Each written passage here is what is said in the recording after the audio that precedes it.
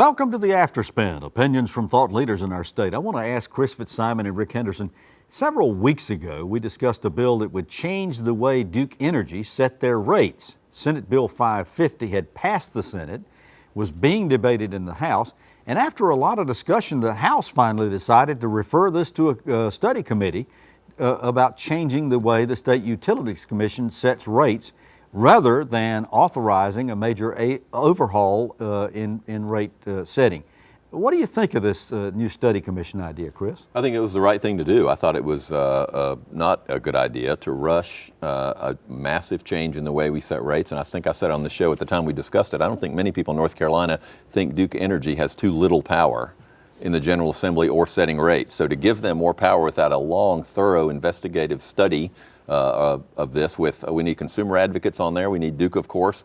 I'd like to see former public staff, current public staff, the Utilities Commission folks. This is not a change we want to make lightly. I think Duke obviously has a vested interest in this. They're in the middle of coal ash dispute and a lot of other things.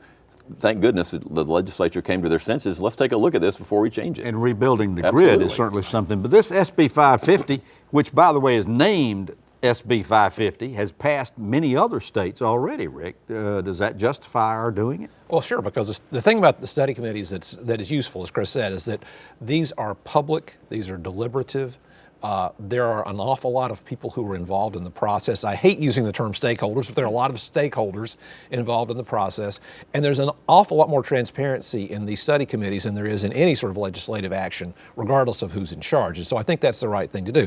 The other thing to remember, though, about Duke Energy and any regulated monopoly utility is that it's going to be able to pass along certain charges to ratepayers or to shareholders, and usually what happens is the ratepayer, who's often the taxpayer, is going to be on the short end of the stick if indeed they're forced, if they push through higher rates. Well, let me go back to this study committee idea. How many times have you seen the legislature start these endless study committees and then they just die on the shelf and very little happens?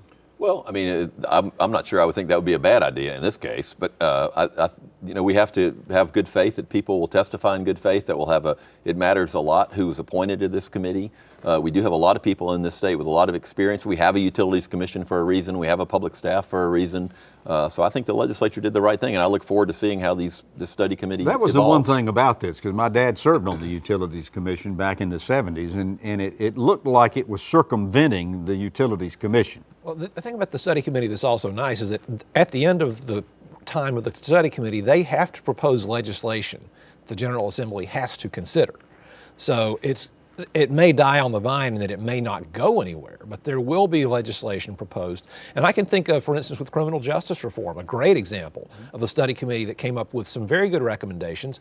Some of them were adopted, some of them haven't been, some of them will be later. And that's the example of where you can get the public involved and come up with some really good actions. Yeah. All right. Well, thank you for watching the Afterspin. We'll have more video all during the week on ncspin.com.